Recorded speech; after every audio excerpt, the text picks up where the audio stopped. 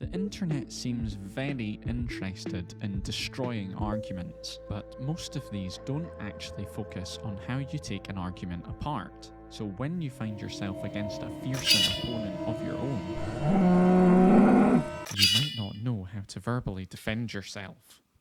This video is going to be about how you deconstruct an opposing argument using the process of refutation. I'm going to give you an example and some methods of how we do that. With refutation, what we do is we try and target one piece of that argument in order to dismantle the links between the different subcomponents. So for the purposes of this video, I've constructed an argument about why funding cancer drugs is not an effective use of money, and we're going to take that argument apart. What I've written here is, funding new cancer drugs is not an effective use of money. The costs outweigh the benefits. These drugs only change survival by up to a few months or a year, depending on what kind of cancer you have. There's also a large opportunity cost, which means more lives could be saved if this money was spent on other treatments such as diet and exercise interventions. This is part of a trend in spiralling costs in healthcare without significant benefit and is not good for anybody. So the first thing to do is to understand how this argument is structured using the universal argument structures that we know about. That universal argument structure consists of a central claim, some evidence to believe that it's true, and also a claim to do with its impact and relevance to the general debate.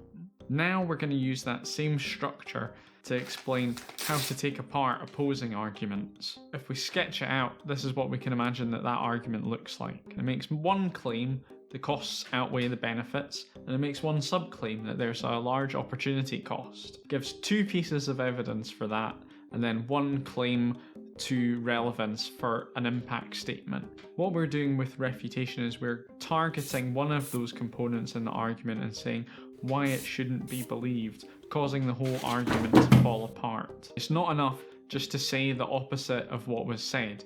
We need to actually construct an argument why this particular part of this argument should not be believed. Now in this next part of the video, I'm going to tell you how you would go about attacking each part of this argument, and you can decide what you think is strongest. So the first thing that we can do is we can attack the evidence that's been used. So we might say that just because there's an opportunity cost does not mean that moving money away from cancer treatments would save more lives. These other treatments would need to be able to accommodate the extra funding and be able to expand their services with more personnel, and that would require training and processes which are new. This argument therefore is misleading because it suggests that it's so simple. Generally speaking, attacking evidence is the weakest form of attack because it can always just be supplanted with another piece of evidence. The second technique you might use is to attack the relevance of the argument to the overall issue. So what that might look like for this argument is, this argument said that the benefits weren't enough to justify the costs. But let's think about that for a moment. Let's say you have cancer and now you're told that this drug will help you have 3 to 6 months more to live. That's 3 to 6 months more time to spend with family, to put your affairs in order, and to make a plan for after you die.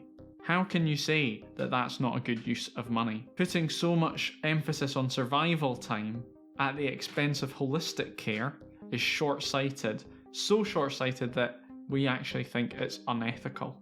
What that refutation does is it tries to diminish the amount of time that we spend thinking about survival time and much more on what cancer patients might actually use that time for, things which are actually really important to us as individuals. What you're doing when you're attacking the relevance is you're trying to diminish the amount of space that argument takes up in the debate. You're trying to change it from a major issue into a minor issue that can be ignored. You're not calling into question the truth of the argument. So the third thing you can attack is the central claim of an argument, and when you do this, you're really taking your opponent's argument completely out of the debate. Again, what we want to do is prove that the claim is false. In this context, we would say, this argument said that the rising costs of cancer drugs mean that the benefits aren't justified. I went and found a study of the cost of cancer drugs from 1995 to 2017. And what it showed was that since 2013, the costs